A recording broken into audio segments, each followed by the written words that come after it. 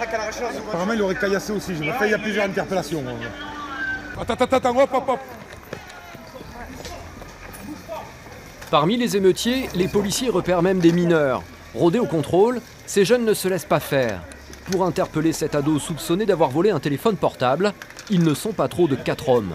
Et pour le maîtriser, ils utilisent une prise réglementaire dans la police. C'est quoi lui, il a caillassé aussi quoi? C'est qu'est-ce qu'il a fait lui, il a caillassé aussi? Ah, c'est le téléphone ça? C'est pas moi. Les 4 hommes arrêtés sont amenés au commissariat.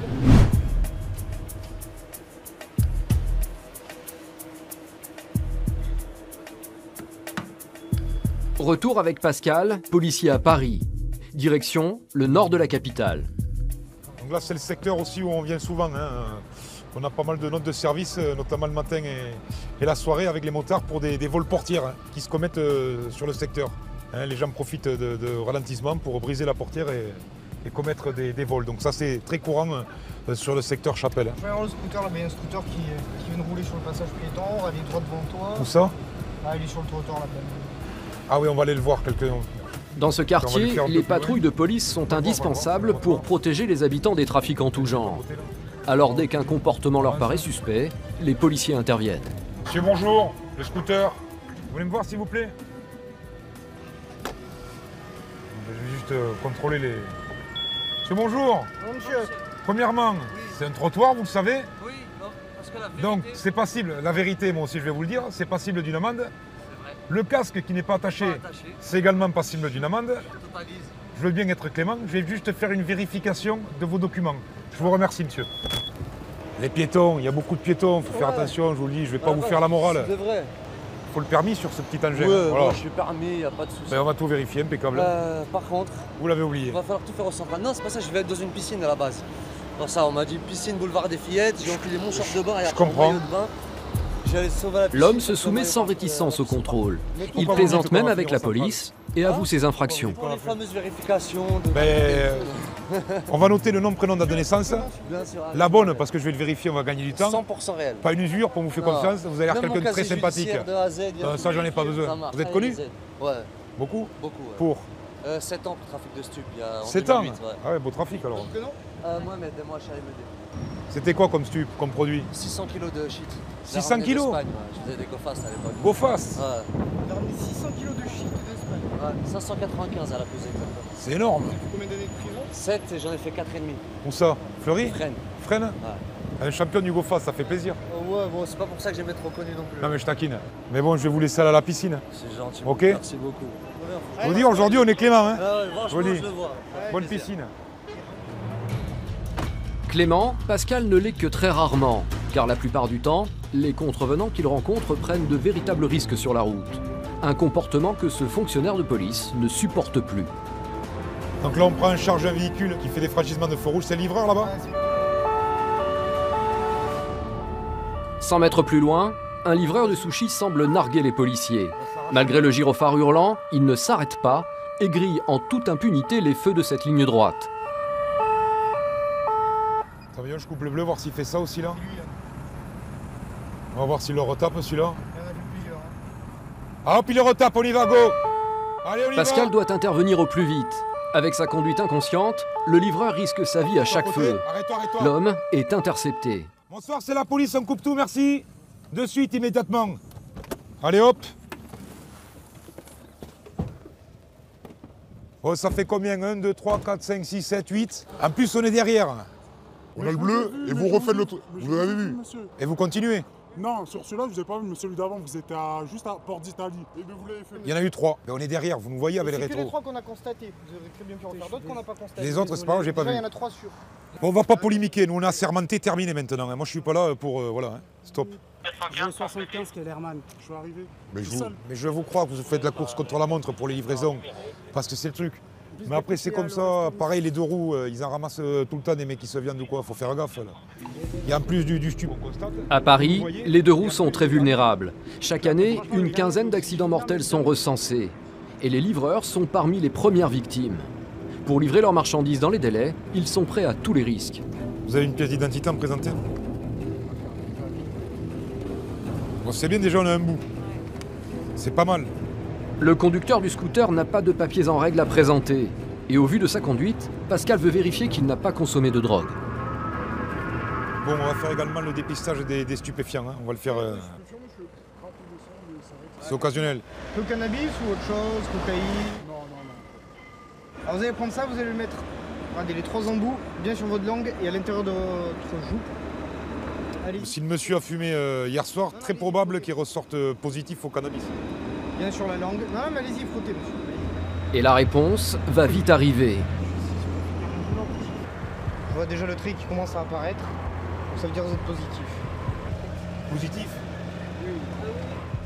Le livreur est sous l'emprise des stupéfiants. Pascal veut maintenant savoir s'il en transporte sur lui. Je veux pas sinon je peux marquer. Vous avez quoi sur vous? Vous n'avez pas une petite boulette, un petit truc, autant le vous dire de suite, parce qu'une fois là-bas, autant me le remettre dans la main, c'est terminé. Moi, ça marche comme ça. Franchise directe.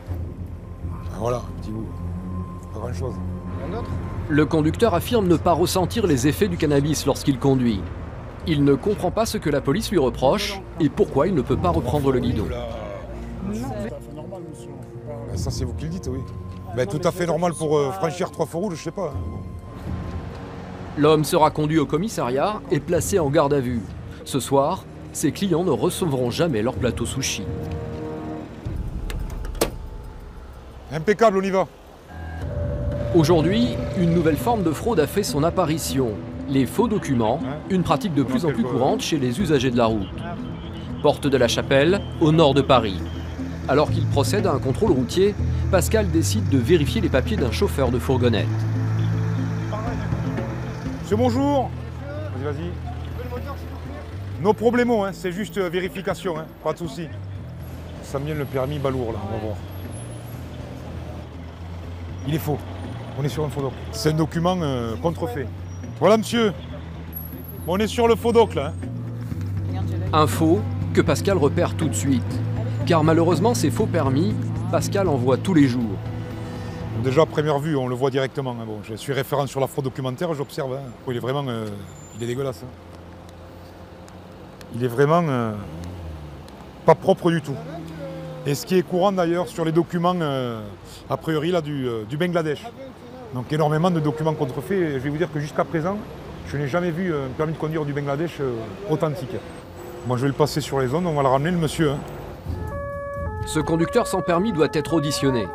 Pascal va donc le conduire au commissariat du 18e arrondissement, le plus près pour les accueillir. Un commissariat situé dans un quartier très sensible du nord parisien. Une zone violente, même pour la police.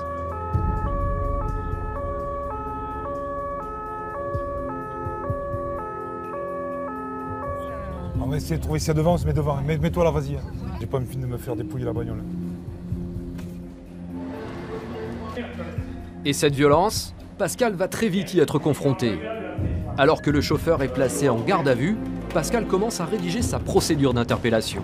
Mais très vite, il est appelé de toute urgence. Tous les hommes viennent d'être réquisitionnés, des échauffourées viennent d'éclater dans la rue, le commissariat est attaqué. C'est les collègues ou non là-bas? Non. Oh, fais attention. Ça chie. Attention. Des bouteilles de verre, des canettes, tout est bon pour faire reculer la police. Certains habitants du quartier n'hésitent pas à lancer des projectiles depuis leurs fenêtres. Ouais, attention, Ouais, faites gaffe. On est en rédaction, ils appellent un renfort sur tous les effectifs, donc on est venu pour assistance dessus. Un premier homme est interpellé. Il a été surpris à lancer des canettes de soda sur les forces de l'ordre.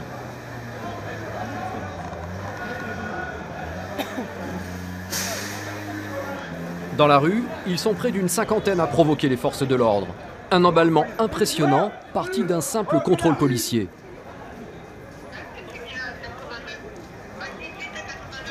Apparemment, il y a eu des interpellations pour stupéfiants, pas loin du commissariat. Et Attroupement. Ils se sont pris aux forces de l'ordre, donc on est venu en renfort, ils ont appelé du renfort juste en bas du commissariat.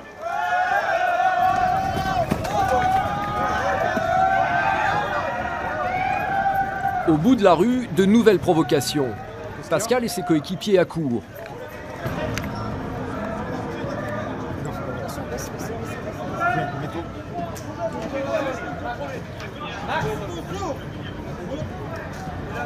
Les interpellations s'enchaînent, mais les violences ne faiblissent pas.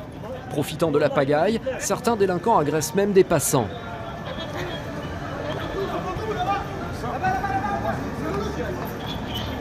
Qu'est-ce qu'il y a?